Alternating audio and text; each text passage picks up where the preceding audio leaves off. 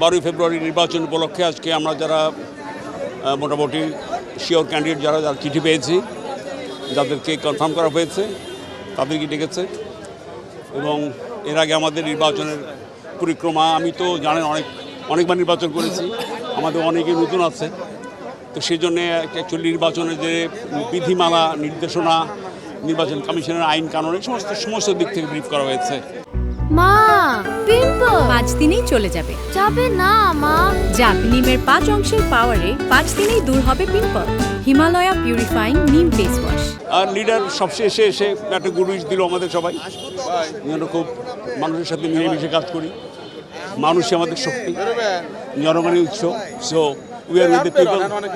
এই তো আমাদের লিডারের মেসেজ, দ্যাটস অল।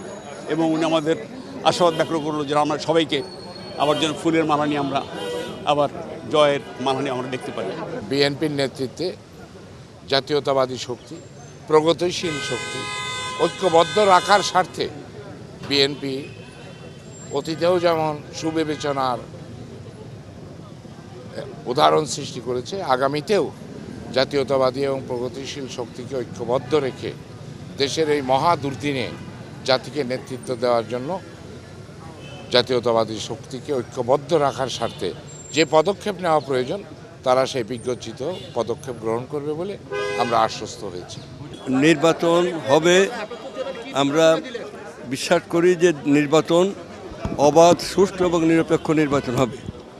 এই নির্বাচনে বিএনপির সমস্ত প্রার্থীরা সারা দেশে তারা কাজ করছে, বিপুল উৎসাহ উদ্দীপনা নিয়ে জনগণ বিএনপির পক্ষে আছে।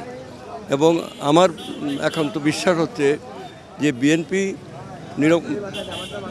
প্রায় 250 সিট নিয়ে বিএনপির পার্লামেন্ট গঠন করবে।